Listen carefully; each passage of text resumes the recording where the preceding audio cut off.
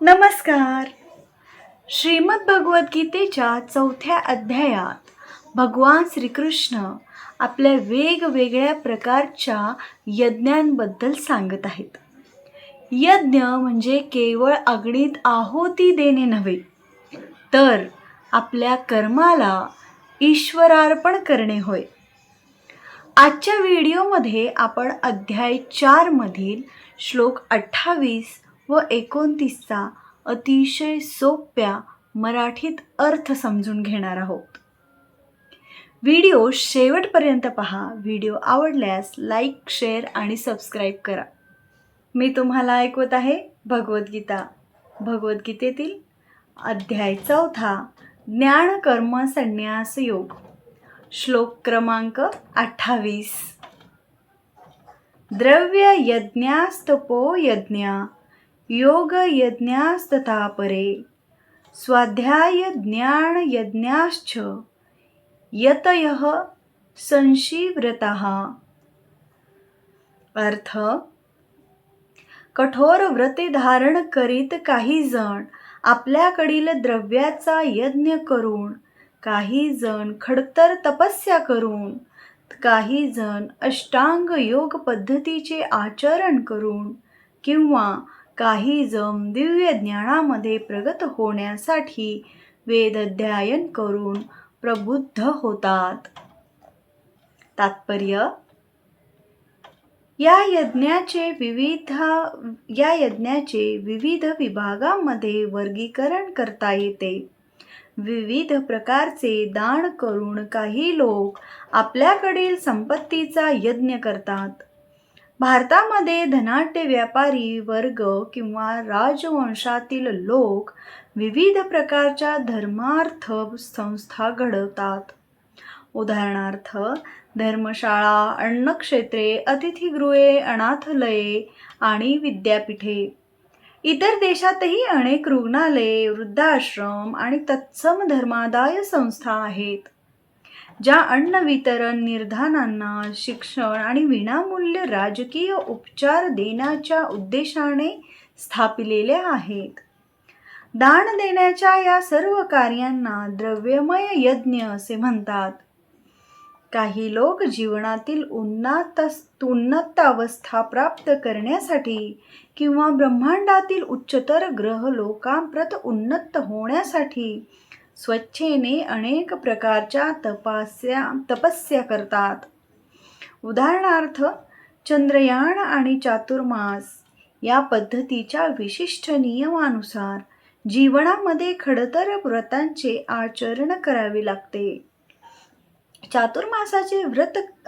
चातुर्मासाच्या व्रताचे आचरण करणारा जुलै ते ऑक्टोबर म्हणजे वर्षातील 4 महिन्यामध्ये केशकर्तन करत नाही, विशिष्ट अन्न पदार्थ ग्रहण करीत नाही, दिवसातून 2 वेळा अन्न ग्रहण करीत नाही किंवा घर सोडून जात नाही.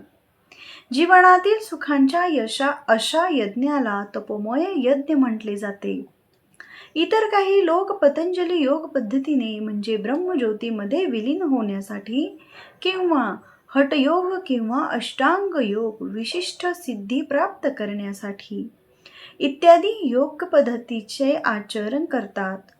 काही लोक पवित्र तीर्थस्थळांना भेट देण्यासाठी तीर्थाटन करतात. या सर्व आचरण क्रियांना योग यज्ञ अर्थात भौतिक जगामध्ये विशिष्ट सिद्धीप्रित्यर्थ केलेले यज्ञ असे म्हणतात.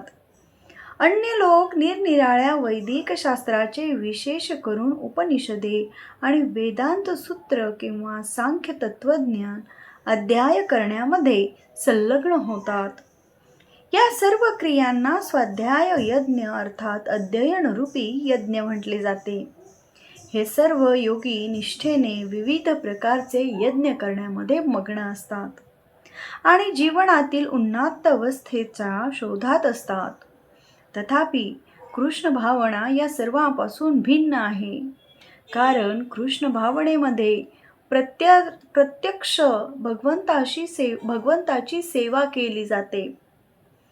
वर उल्लेख केलेल्या कोणत्याही प्रकारच्या यज्ञाद्वारे कृष्ण भावनेची प्राप्ती करता येत नाही.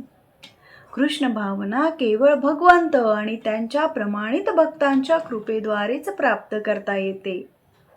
म्हणून कृष्ण भावना ही दिव्य आहे. श्लोक क्रमांक 29. अपाणे जुह्यति प्राणं प्राणे पानं तथा परे प्राणापानगती रुद्धवा प्राणायाम परायणाः अपारे नियताहारा प्राणं प्राणेषु जुहितै.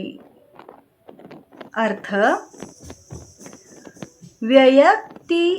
व्यतिरिक्त इतरही लोक समाधीस्थ राहण्याकरिता प्राणायाम पद्धतीचा अवलंब करतात. ते प्राणवायूची अपानवायूमध्ये आणि अपानवायूची प्राणवायूमध्ये आहुती देतात आणि शेवटी संपूर्ण श्वासोश्वास थांबवून समाधी अवस्थेत राहतात. अन्य लोक आहार नियमन करून प्राणवायूच प्राणवायूमध्ये यज्ञ म्हणून अर्पण करतात. तात्पर्य, श्वसन प्रक्रिया नियंत्रित करण्याच्या या योग्य पद्धतीला प्राणायाम असे म्हटले जाते आणि आरंभी हठयोगामधील विविध आसनाद्वारे प्राणायामाचा उपयोग केला जातो. या सर्व प्रक्रिया इंद्रिये संयमित करण्यासाठी आणि आध्यात्मिक साक्षात्कारामध्ये प्रगती करण्यासाठी आहेत. प्राणायामामध्ये शरीरातील वायू नियंत्रित केले जातात, ज्यामुळे त्यांचे मार्गक्रम विरुद्ध दिशेने करता यावं. अपानवायू अधोगमन करतो आणि प्राणवायू ऊर्ध्वगमन करतो. प्राणायाम योगी वायूचे विरुद्ध दिशेने परिक्रमण करवितो आणि दोन्हीही वायूचे समत्व पूरक मध्ये साधतो. प्राणवायू अपानवायूमध्ये अर्पण करणे म्हणजे उच्छ्वासात आत येणाऱ्या श्वासामध्ये अर्पण करणे. या क्रियेला रेचक म्हटले जाते. जेव्हा दोन्ही वायूंचे प्रवाह पूर्णपणे थांबले जातात तेव्हा मनुष्य कुंभक योग यामध्ये स्थित असल्याचे म्हटले जाते.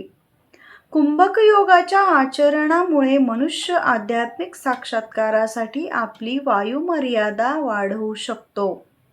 बुद्धिमान योगी दुसऱ्या जीवनाची प्रतीक्षा न करता वर्तमान जीवनकाळामध्ये पूर्णत्व प्राप्त करण्यास इच्छुक असतो. कारण कुंभक योगाच्या आचरणामुळे योगी आपले आयुष्य अनेकानेक वर्षांनी वृद्धिंगत करतात. कृष्ण भावना भवित मनुष्य मात्र भगवंताच्या दिव्य प्रेममयी सेवेमध्ये नित्य स्थित असतो. म्हणून त्यांची इंद्रिये आपोआप नियंत्रित होतात. त्यांची इंद्रिये सदैव भगवंताच्या सेवेमध्ये संलग्न असल्यामुळे ती इतरत्र रत होण्याची शक्यता नसते. म्हणून जीवनाच्या अंती स्वाभाविकतःच भगवान श्रीकृष्णाच्या दिव्य धामामध्ये प्रविष्ट होतो. यामुळे तो दीर्घायुष्य होण्याचा प्रयत्न करीत नाही. भगवद्गीतेत सांगितल्याप्रमाणे तो तत्काळ मुक्तीच्या स्तरापर्यंत उन्नत होतो. माच यो व्याभिचारेण भक्तियोगेन सेवेत स गुणात् समितितेतान ब्रह्मभूयाय कल्पते. भगवंताची विशुद्धी भक्तिमय सेवा करणारा मनुष्य प्रकृतीच्या गुणांच्या पलीकडे जातो आणि तत्काळ ब्रह्मस्तरापर्यंत उन्नत होतो. कृष्ण भावना भवित मनुष्य दिव्य स्तरापासून प्रारंभ करतो आणि नित्य त्याच भावनेमध्ये स्थित राहतो. म्हणून त्या स्तरापासून त्याचे पतन होण्याची शक्यता नसते. अंततः तो भगवत धामात प्रवेश करतो. भगवंतांना अर्पण केलेले अन्न कृष्ण प्रसाद ग्रहण केल्याने आहार नियमन आपोआपच होते. इंद्रिय निग्रह करण्यासाठी आहार नियमन अत्यंत सहाय्यक ठरते आणि इंद्रिय संयमन केल्याविना भौतिक जंजाळातून मुक्त होण्याची शक्यता नाही.